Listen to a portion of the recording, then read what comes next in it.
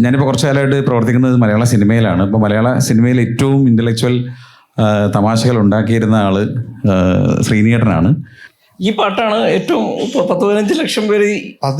ഇപ്പം ഞാൻ കുറച്ച് മുമ്പ് നോക്കുമ്പോൾ 14 ലക്ഷത്തോളം ആൾക്കാർ അത് കണ്ടു. അത് ഒരു രാത്രി പോലും ആയില്ല, നമ്മൾ ഒരു രാത്രി കഴിഞ്ഞപ്പോൾ.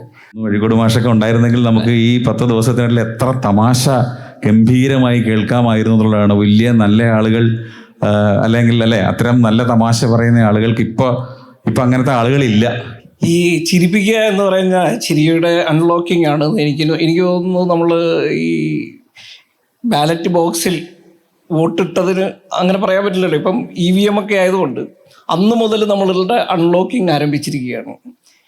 ഏറ്റവും കൂടുതൽ അൺലോക്ക് ചെയ്ത് വന്നത് ഈ വിധി നിർണ്ണയം കൗണ്ടിങ് കഴിഞ്ഞതിന് ശേഷമാണ്. കാർട്ടൂണിസ്റ്റുകൾക്കൊക്കെ ഞാൻ ആ ഒരു കുടുംബത്തിൽ നിന്നാണ്, കുടുംബത്തിൽ നിന്നുണ്ടാണ്. കാർട്ടൂണിസ്റ്റുകൾക്കൊക്കെ ഇപ്പോഴത്തെ രാഷ്ട്രീയക്കാർ പറയുന്ന പല വാചകങ്ങളും എന്ത് മനോഹരമായ ട്രോളുകളാണ് വരുന്നത്. നേതാക്കന്മാർ തന്നെ സ്വയം ട്രോളായി സ്വയം കാർട്ടൂണായി മാറുന്ന ഒരു കാലഘട്ടത്തിലാണ് നമ്മൾ ജീവിക്കുന്നത്. നിങ്ങളൊക്കെ ബുദ്ധിമുട്ടുന്നില്ലേ? അല്ല, അത് ഏറ്റവും പ്രയാസമാണ്. കാരണം ഏറ്റവും കൂടിയ കാർട്ടൂണാണ് അവർ പറഞ്ഞു വയ്ക്കുന്നത്. അതിനപ്പുറം തമാശ നിങ്ങൾക്ക് വരച്ചുണ്ടാക്കാൻ പറ്റില്ല. കാരണം ചില കാര്യങ്ങൾ അവർ പറയുമ്പം തന്നെ അതിനകത്ത് കാര്യമായ പെരിഫറലായിട്ടുള്ള ചിരിയുണ്ട്, ഗൗരവം നിറഞ്ഞ ചിരിയുണ്ട്. അതിനെ നിങ്ങൾ വേറൊരു ഫോമിൽ വരച്ച് വയ്ക്കാൻ പറ്റില്ല. അത്രയും കോമഡിയാണ് നടക്കുന്നത്. പക്ഷേ എനിക്ക് തോന്നുന്നത് ചിരി ആരോഗ്യത്തിന് നല്ലതായതുകൊണ്ട് അത് 5 വർഷം ചിരിക്കാവുന്ന രസമെന്ന് തോന്നുന്നു. എനിക്ക് തോന്നുന്നു ഇപ്പം ഈ സമീപകാലത്ത് കഴിഞ്ഞ 2-3 ദിവസത്തിൽ നമ്മൾ കണ്ടാൽ ഒരു മനോഹരമായ തമാശകൾ ഒന്ന് പങ്കുവെക്കാം. അല്ല, അത് തമാശകൾ അത് മാത്രമല്ലേ ഉണ്ടായിട്ടുള്ളൂ. ഇപ്പോൾ ഇലക്ഷൻ കഴിഞ്ഞതിന് ശേഷം നമ്മൾ ഒരുപക്ഷെ ടെലിവിഷനിൽ മാത്രമല്ല, നമ്മൾ പൊളിറ്റിക്കൽ കാർട്ടൂൺസ് ചെയ്യുന്ന ആൾക്കാർക്കിടയിൽ ഭയങ്കര വിഷയമായിരുന്നല്ലോ ഇത്.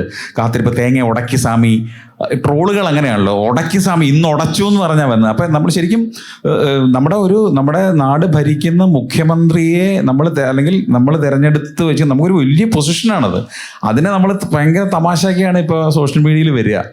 ഈ സോഷ്യൽ മീഡിയയിൽ ഒരു വലിയ കാര്യം വെച്ചാൽ ഈ കമൻറ്റുകൾ എഴുതുന്ന ആളുകളുടെ മിടുക്കുകളാണ് ഞാനൊക്കെ പലപ്പോഴും കമൻറ്റുകൾ ശ്രദ്ധിക്കാൻ ഒരുപാട് ശ്രദ്ധിക്കും. കാരണം ഇത്രയും കൗണ്ടർ തമാശകളിൽ അത്രയും സെൻസ് ഓഫ് ഹ്യൂമറുള്ള ആളുകൾ എവിടേക്കോ അയാൾ ഫേക്ക് ഐഡിയയിലാണോ എന്ന് അറിയാൻ പറ്റില്ല. പക്ഷേ ശരിക്കും എഴുതുന്നവരുമുണ്ട്. ചില കമൻറ്റ് എഴുതുന്ന ആളുകളെ നമ്മൾ സ്ഥിരമായി നോട്ട് ചെയ്യാറുമുണ്ട്. ഞാൻ കുറച്ചു കാലം മുമ്പ് വന്നൊരു പക്ഷേ നിങ്ങളൊക്കെ വായിച്ചിട്ടുണ്ടാവും അത്. അതിൻ്റെ ഒരു ചോദ്യമാണ്. ആ ചോദ്യം യൂസ്ഡ് കാർ വാങ്ങുമ്പോൾ ശ്രദ്ധിക്കേണ്ടത് എന്തെല്ലാം. ഒരു വളരെ സീരിയസ് ആയ ഒരു നല്ല ചോദ്യമാണ്. യൂസ്ഡ് കാർ വാങ്ങുമ്പോൾ ശ്രദ്ധിക്കേണ്ടത് എന്തെല്ലാം. കുറേ കമൻറ്റുകൾ വന്നതിൽ ഒരു കമൻറ്റ് ശ്രദ്ധിച്ച് വാങ്ങണം, ചില ആളുകൾ പുതിയത് തന്ന് പറ്റിക്കും എന്നാണ്. ഒരു തമാശയുടെ അത്രയും നമ്മൾ നോർമൽ അതിനപ്പുറം ചിന്തിച്ച ആരോമാണ്. അപ്പം അതുകൊണ്ട് നമ്മൾ ഈ ഏഷ്യാനെറ്റിൻ്റെയും അല്ലെങ്കിൽ മാതൃഭൂമിയുടെയും മനോരമയുടെയും ഒക്കെ ഓൺലൈൻ വാർത്തകൾ വായിച്ചു പോകുമ്പോൾ ഞാൻ ഈ വാർത്തകളെക്കാൾ കൂടുതൽ ശ്രദ്ധിക്കുക താഴത്തെ കമൻറ്റുകളാണ്. ഈ കമൻറ്റുകളിൽ തന്നെ പരസ്പരം ഒരു പരിചയവുമില്ലാത്ത ആരൊക്കെയോ തമ്മിലടിക്കുകയും ചെയ്യും. ഈ യഥാർത്ഥത്തിൽ ഏതായ രാഷ്ട്രീയക്കാരനാണെന്നുള്ളത് അതിൻ്റെ താഴെ കമൻ്റ് അടിച്ച് തമ്മിലടിച്ച് ഈ തമ്മിലടി കമൻറ്റുകൾക്കാണ് കൂടുതൽ റീച്ച്. അപ്പോൾ നെഗറ്റീവ് കമൻറ്റുകൾ എങ്ങനെ ഉണ്ടാക്കും? ഞാൻ രമേശ് പിഷാരടി എൻ്റെ വളരെ അടുത്ത സുഹൃത്താണ്. ഞാൻ ബെഡായി ബംഗ്ലാവ് എഴുതുന്ന കാലം മുതൽ, അതിന് മുമ്പ് സ്റ്റേജിൽ വരുന്ന കാലം മുതലേ സുഹൃത്താണ്. പിഷാരടി ഒരു വീട്, ഇപ്പം MLA അതിന് മുമ്പ് ഒരു വീട് വെച്ചു. ഒരുപാട് കഷ്ടപ്പെട്ടും ഒരുപാട് ലോൺ എടുത്തൊക്കെയാണ് അവൻ ആ വീട് വെച്ചത്. ആ വീട് അത്യാവശ്യം വലിയ വീടാണ്. ആ വീട് വെച്ചതിന് താഴെ ഒരാൾ കമൻ്റ് എഴുതുന്നതാണ്, ഇത്രയും വലിയ വീടൊന്നും വെച്ചിട്ട് കാര്യമില്ല, അവസാനം 6 അടി മണ്ണിൽ നീയൊക്കെ ഒടുങ്ങും. അപ്പോൾ ശരിയാണ്, നമ്മളെല്ലാവരും 6 അടി മണ്ണിൽ ഒതുക്കേണ്ട ആളാണ്. പക്ഷേ ഈ കമൻ്റ് എഴുതിയ ആരാണ് എന്നറിയാൻ വേണ്ടി നമ്മളൊരു ചെറിയ റിസർച്ച് നടത്തി.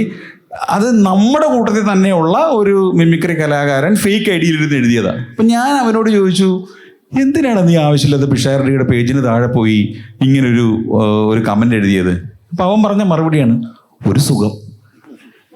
ഈ സുഖമാണ് ഇതിനകത്ത് കുറേ ആളുകൾക്ക് ഒരു രസം. അതായത് ഞാനിപ്പോൾ പറഞ്ഞ ഫേക്ക് ഐഡിയയിലൊരു സുഖം, മറ്റൊരാളുടെ ഈ നെഗറ്റീവിനോടുള്ള നമ്മളുടെ ആഭിമുഖ്യം വന്ന് ഇത്തരം കമൻറ്റുകളിലാണ് നമ്മൾ നോക്കുകയുള്ളൂ. അപ്പം നെഗറ്റീവ് ഉണ്ടെങ്കിലേ നമ്മൾ നോക്കൂ എന്നായി. അപ്പം ഞാനൊക്കെ ഈ ലിംഗാകർഷണം എന്നാണ് പറയുക. ഒരു ലിങ്ക് കൊടുക്കുമ്പോൾ എങ്ങനെ നെഗറ്റീവ് ആക്കി കൊടുക്കാം എന്നാലോചിച്ചിട്ടാണ് ലിങ്കുകൾ ഉണ്ടാക്കുക. അപ്പോൾ അതുകൊണ്ട് കഴിഞ്ഞ 10 ദിവസമായിട്ട് നമ്മൾ മൊത്തം തമാശ കണ്ടിട്ടുള്ളൂ. ഈ അതൊരു തമാശയ്ക്ക് വേണ്ടി തന്നെ അദ്ദേഹം കമ്പോസ് ചെയ്ത് എഴുതുന്നൊരു തമാശയാണല്ലോ ഈ പറഞ്ഞ ഇത് നാച്ചുറലായിട്ട് ഉണ്ടാകുന്ന തമാശകളുണ്ട്. അതെനിക്ക് വളരെ ഇഷ്ടമാണ്. അതായത് ഞാൻ ഒത്തിരി ആകർഷിക്കപ്പെടുന്നത് അൺഎക്സ്പെക്റ്റഡ് ആയിട്ട് ഉണ്ടാകുന്ന തമാശകളാണ്. അപ്പോൾ ഞാൻ കോട്ടയത്തൊരു ഞങ്ങളുടെ വീടിനടുത്ത് കുറച്ച് കൊച്ചു കുട്ടികളുണ്ട്. 4 വയസ്സ് 3 വയസ്സൊക്കെ ഉള്ള കുട്ടികളാണ്. 4 വയസ്സ് 5 വയസ്സുള്ളൂ. അപ്പോൾ അവരെ ട്യൂഷൻ പഠിപ്പിക്കാനായിട്ട് ഒരു 14 വയസ്സുള്ള ടീച്ചറാണ് വരുന്നത്. ടീച്ചർക്ക് 14 വയസ്സേ ഉള്ളൂ. അപ്പോൾ അവർ പഠിപ്പിക്കാൻ പോകുന്നത് റാ എന്നുള്ള അക്ഷരമാണ്, നമ്മുടെ റാ. അപ്പോൾ ഈ റാ എന്നുള്ള അക്ഷരം പഠിപ്പിക്കാൻ പോകുന്നു. അപ്പോൾ 4 വയസ്സുള്ള കുട്ടികൾ അറിയാലോ, അത്രയും ഗ്രാസ്പിംഗ് പവറൊക്കെ ഉള്ളൂ. അവർ അത് കുസൃതിയൊക്കെ കാണിച്ചിരിക്കുക. ഒരു 5-6 കുട്ടികളുണ്ട്. അപ്പോൾ ഇവർ വന്നിട്ട് പറഞ്ഞു, ഞാൻ 4 അക്ഷരങ്ങൾ വാക്കുകൾ പഠിപ്പിക്കും. ഒന്ന് തറ, പിന്നെ ഒന്ന് പറ, പിന്നെ ഒന്ന് പറവ, 4മത്തെ റവ. ഇതിൽ 4ലും റായുണ്ട്. അപ്പോൾ ഈ റാ എന്നുള്ള അക്ഷരത്തെ ഇൻട്രൊഡ്യൂസ് ചെയ്ത് പഠിപ്പിച്ചുകൊണ്ടിരിക്കുക. അപ്പോൾ അവർ എക്സ്പ്ലെയിൻ ചെയ്യുകയാണ്. തറ എന്ന് പറഞ്ഞാൽ നിലം, പറ എന്ന് പറഞ്ഞാൽ നെല്ലണക്കുന്ന ഉപകരണം, പറവ എന്ന് പറഞ്ഞാൽ പറന്ന് നടക്കുന്നതെല്ലാം പറവ, റവ എന്ന് പറഞ്ഞാൽ നമ്മൾ രാവിലെ പലഹാരമൊക്കെ ഉണ്ടാക്കാനുള്ളൊരു പൊടി. അപ്പോൾ കുറച്ച് പെൺകുട്ടികൾ അവിടെ ഇരിപ്പുണ്ട്. അവർ ഭയങ്കര ഉത്സാഹത്തോടെ പഠിക്കുക. ഒരു ആൺകുട്ടി ഒറ്റയ്ക്ക് ഒരുത്തന്നെ അവിടെ ഇരിപ്പുണ്ട്. അവൻ കുറച്ച് പുറകോട്ട് വലിഞ്ഞാണ് നിൽക്കുന്നത്. അപ്പോൾ അവനെ ടീച്ചർ പിടിച്ചു. അവൻ്റെ പേര് ദീപക് എന്നാണ്. ദീപക് പറഞ്ഞാൽ നമ്മൾ ഇന്ന് പഠിച്ച 4 വാക്കുകൾ ഏതൊക്കെയാണ്? അവൻ്റെ ദീപക് ആലോചിച്ച് പറയാണ്, തറ, പറ, പറവ, ഗോതമ്പ് പൊടി. ടീച്ചർ അങ്ങ് സ്റ്റക്കായി നിൽക്കുകയാണ്. കാരണം ഗോതമ്പ് പൊടിക്കകത്ത് റാ ഇല്ല. ടീച്ചറുടെ പ്രശ്നം അതാണ്. ഞങ്ങളിത് കേട്ടോണ്ടിരിക്കുകയാണ് ഇപ്പുറത്ത്. അത് അവിടെ ഉണ്ടായിട്ട് ഒരു പൊട്ടിച്ചിരി അവിടെ കേട്ടോണ്ടിരുന്നവരെല്ലാം ഭയങ്കര പഠിച്ചു. ടീച്ചർ മാത്രം സ്റ്റക്കായി. കാരണം ടീച്ചർക്ക് 14 വയസ്സേ ഉള്ളൂ, കൊച്ചു കുട്ടിയാണ് ടീച്ചറും. കാരണം റാ ഇല്ല. ഇത് നാച്ചുറലായിട്ട് വരുന്നൊരു കോമഡിയാണ്. ഈ നാച്ചുറലായിട്ട് വരുന്ന തമാശകളിലെ ഈ നമ്മുടെ ഒരു എഴുത്തുകാരൻ ദീപു പ്രദീപ് എന്ന് പറയുന്ന ഒരു എഴുത്തുകാരുണ്ട്. കുഞ്ഞിരാമായണം സിനിമയുടെയൊക്കെ റൈറ്ററാണ്. ദീപു പറഞ്ഞൊരു കഥയുണ്ട്. അതായത് ഗുരുവായൂർ അമ്പലത്തിന് മുൻപിൽ ഒരാൾ എല്ലാവരും വന്ന് തൊഴുത് പോകുന്ന നടയിൽ നിന്ന് തൊഴും. ഒരാൾ മാത്രം ഇങ്ങനെ നിന്നിട്ട് നല്ല അത്യാവശ്യം രൂപത്തിലൊക്കെ ഒരു എക്സിക്യൂട്ടീവ് ലുക്കുള്ള ആളാണ്. അപ്പം അയാൾ വീണ്ടും കേൾക്കുകയാണ്. അതെ, ശരി, ഓക്കെ, അങ്ങനെ പറഞ്ഞോ ഇങ്ങനെ. അപ്പം നമ്മൾ വിചാരിച്ച ഇയാൾ പുള്ളി ചെവിയിൽ ബ്ലൂടൂത്ത് സ്പീക്കർ അങ്ങനെ എന്തെങ്കിലും സംസാരിക്കുന്നതാണോ? ഇല്ലല്ല, ഇന്ന് രക്ഷയില്ല, 2 ദിവസം കഴിഞ്ഞ് കേട്ടോ, ഇനി നാളെ. അപ്പം കുറച്ച് ഒരു 3-4 മിനിറ്റ് കഴിഞ്ഞപ്പോൾ നാട്ടുകാർ കുറച്ച് പേര്, അല്ല ഏട്ടാ ഇത് ആരോടാണ് സംസാരിക്കുന്നതെന്ന് ചോദിച്ചു. അപ്പോൾ പുള്ളി പറഞ്ഞു, 1,00,000 ആളുകൾ ഗുരുവായൂരപ്പനെ കാണാൻ വേണ്ടി വരുന്നുണ്ട്, ഗുരുവായൂരപ്പനോട് എന്തൊക്കെയോ പറയുന്നുണ്ട്, അയാൾ പറയുന്നത് കേൾക്കാനും ആരെങ്കിലും വേണ്ടേ? അപ്പം ഗുരുവായൂരപ്പൻ പറയുന്നത് കേൾക്കുകയായിരുന്നു പുള്ളി 4-5 മിനിറ്റ്. അപ്പം ആർക്കാണ് വട്ടുന്നൊരു സംശയം ഉണ്ടല്ലോ, ഇയാൾക്കാണോ ഇനി നമ്മളിത് കണ്ടുകൊണ്ടിരിക്കുന്നത് നമുക്കാണോ? അപ്പം ഞാൻ ഇത് ദീപു എന്നോട് പറഞ്ഞപ്പോൾ ഞാൻ ദീപുവിനോട് തിരികെ ഒരു കഥ. എൻ്റെ നാട്ടിൽ ഒരാൾ ഇതുപോലെ ഒരു സാധാരണക്കാരനാണ്. അയാൾ ഒറ്റയ്ക്ക് ഇതുപോലെ സംസാരിക്കുന്നു. ഇല്ല, ഇന്ന് രക്ഷയില്ല, പറ്റില്ല എന്ന് പറഞ്ഞില്ലേ, ഇന്നില്ല, നാളെ ആവാം, ഇല്ല നാളെ പറ്റുള്ളൂ, നാളെ പറ്റൂ, ഇന്ന് പറ്റൂല. അപ്പം ഇതുപോലെ ഇയാൾക്ക് ബ്ലൂടൂത്ത് സ്പീക്കർ ഒന്നുമില്ല, സാധാരണ ഫോൺ ഉപയോഗിക്കുന്ന ആളാണ്. അതും നമ്മളെ ടച്ച് ഫോൺ പോലും അല്ല. അപ്പം ഇയാളോട് ചോദിച്ചു, ഇത് ആരോടാ സംസാരിക്കുന്നത് ചോദിച്ചപ്പോൾ അയാൾ പറഞ്ഞു, ഞാൻ ഇന്ന് 1-ാം തീയതിയാണ്, സാധനം കിട്ടൂല എന്ന് കരളിനോട് പറഞ്ഞതാന്ന്, സമാധാനിപ്പിച്ചതാണ്. കരളിനോട് സംസാരിക്കുകയെന്ന് 1-ാം തീയതി ആയതുകൊണ്ട് സാധനം കിട്ടൂല എന്ന്. അപ്പോൾ അത് ശരിക്കും ഇത് നമ്മൾ ഉണ്ടാക്കി പറയുന്നതല്ല, ഇത് ശരിക്കും ഉള്ള നാച്ചുറലായി സംഭവിക്കുന്ന തമാശകളിൽ ഒന്ന് പെട്ടതാണിത്. നമ്മൾ ഈ ചിരി അൺലോക്ക് എന്നാണല്ലോ നമ്മുടെ വിഷയം. എൻ്റെ അനുഭവത്തിൽ കാർട്ടൂണിസ്റ്റുകളുടെ ഇടയിൽ സ്ത്രീകൾ കുറവാണ്. അതുപോലെ തന്നെ ചിരി എഴുതുന്ന, നിങ്ങളൊക്കെ ചിരി എഴുതുന്ന കൂട്ടത്തിലുള്ളൂ, ഹാസ്യം എഴുതുന്ന കാര്യത്തിൽ കുറവാണ്. പക്ഷെ അഭിനയ രംഗത്ത്, ഇന്ന് മലയാള സിനിമയിൽ രംഗത്ത് പ്രവർത്തിക്കുകയാണ്, അഭിനയ രംഗത്ത് സ്ത്രീകൾ കൂടുതൽ, ഹാസ്യം ചെയ്യുന്ന സ്ത്രീകൾ കൂടുതലാണ്. ഈ സ്ത്രീകളും ഹാസ്യവും തമ്മിലുള്ള ബന്ധത്തെക്കുറിച്ച് നിങ്ങൾ നിരീക്ഷണം നടത്തിയിട്ടുണ്ടോ, അല്ലെങ്കിൽ നിങ്ങൾക്ക് അനുഭവങ്ങളുണ്ടോ? എൻ്റെ അറിവിൽ ഏറ്റവും കൂടുതൽ കൗണ്ടറുകൾ പറയുന്നത് സ്ത്രീകളാണ്.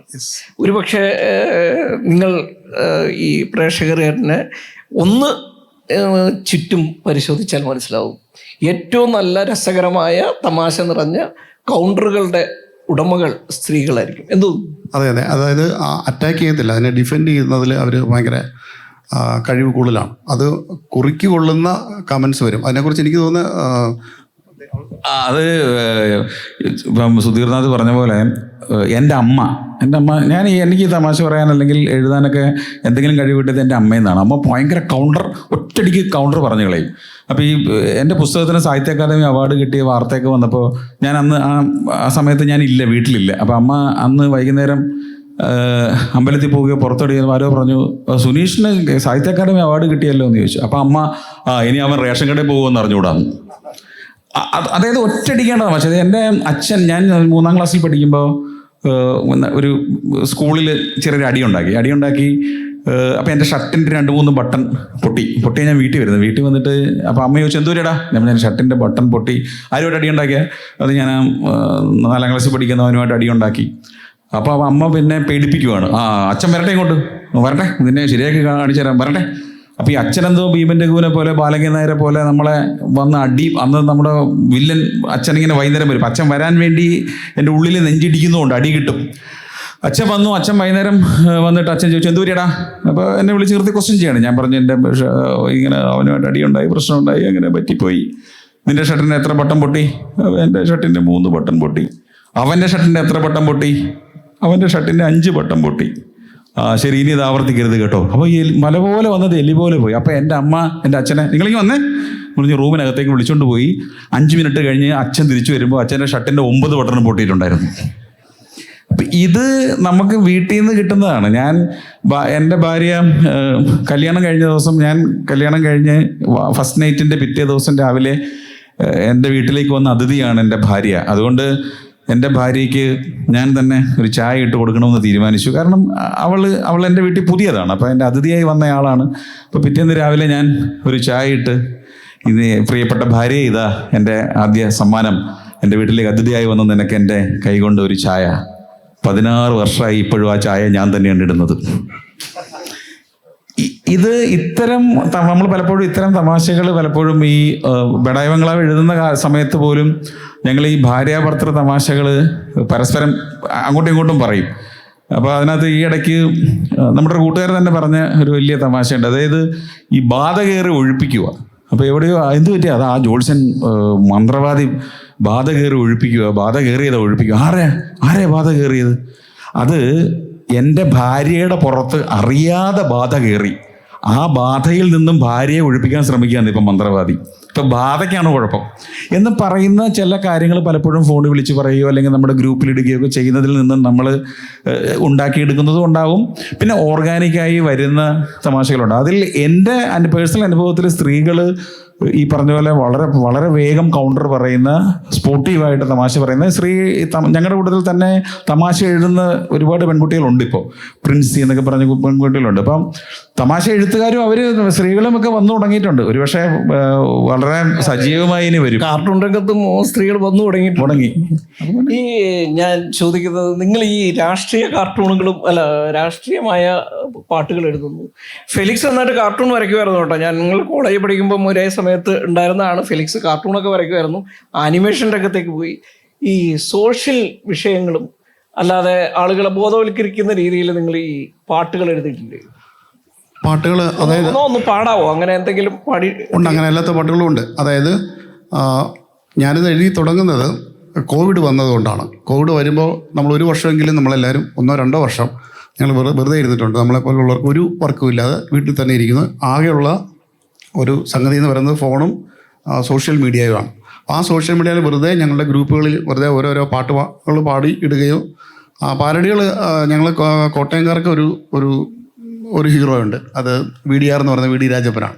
അതായത് മൃഗങ്ങളുടെ കഥകൾ. ഇപ്പോൾ നമ്മൾ കാർട്ടൂൺ എന്ന് പറയുമ്പോൾ കൂടുതലും മൃഗങ്ങളുടെ കഥകളാണല്ലോ. അപ്പോൾ അതുകൊണ്ടൊക്കെ കൂടിയാണ് ഞാൻ ഈ ഫീൽഡിലേക്ക് ആകർഷിക്കപ്പെടുന്നത്. കുട്ടിക്കാലത്ത് ഞാൻ അദ്ദേഹത്തെ ലൈവ് കണ്ടിട്ടുണ്ട്. അദ്ദേഹത്തിൻ്റെ പാട്ടുകളൊക്കെ ആകർഷിക്കപ്പെട്ടാണ് ഞങ്ങൾ പാരഡി പാട്ടുകളോട് ആകർഷണമുള്ളത്. അതുപോലെ കോട്ടയം ഭാഗത്ത് സിനിമാ പാട്ടിൻ്റെ പാരഡിയിൽ കരോൾ ഗാനം ഇറക്കി വീട്ടിൽ പോയി പാടും.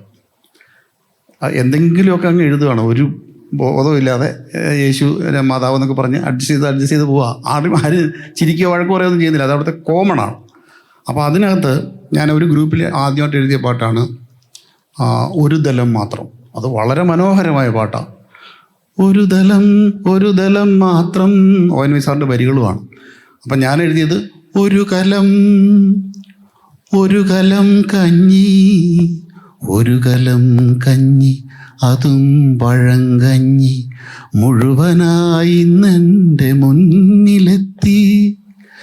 കറികളൊഴിക്കാതെ ഉപ്പു ചേർക്കാതെ കൈ കഴുകാതെ ഞാൻ വാരിത്തിന്നു. ചുമ്മാ ഒരു കാര്യമില്ലാത്തൊരു പാട്ടാണ്. അതിനകത്ത് മീനിങ്ങോ സംഗതികളൊന്നുമില്ല. ആ വരികൾ ഒപ്പിച്ച് മീറ്റർ ഒപ്പിച്ച് അങ്ങ് എഴുതിയതാണ്. അപ്പോൾ അത് ആ ഗ്രൂപ്പിൽ ഹിറ്റായി. അപ്പം എനിക്ക് നേരത്തെ തന്നെ ഒരു യൂട്യൂബ് ചാനലൊക്കെ ഉണ്ടായിരുന്നു, അതിലേക്ക് ഇട്ടിട്ട് വന്ന് 2023 ആയപ്പോഴാണ് ഒരു പാട്ട് അപ്രതീക്ഷിതമായിട്ട് കയറി വൈറലായത്. അപ്പോൾ അന്നേരം സമയത്തൊന്നും ഞാൻ ഈ സോഷ്യൽ വിഷയങ്ങളൊന്നും എടുത്തിരുന്നില്ല. എനിക്ക് തോന്നുന്നു ഇത്രയും ഇതായിട്ട് ഞാൻ ഇന്നലെയാണ് ഈ രാഷ്ട്രീയം നേരെ പറഞ്ഞിട്ടുള്ളത്. എങ്കിലും പൊതുജനത്തിന് താല്പര്യമുള്ള വിഷയങ്ങൾ ചെയ്തിരുന്നു. അതിന് ഞാൻ കണ്ടെത്തിയിരുന്നത് കമൻസാണ്. അതുകൊണ്ടാണ് ഞാൻ രണ്ടായിട്ട് ശ്രദ്ധിച്ചിട്ടുള്ളവർക്കറിയാം, 2 പേരായിട്ട് ഇരിക്കുകയാണ്.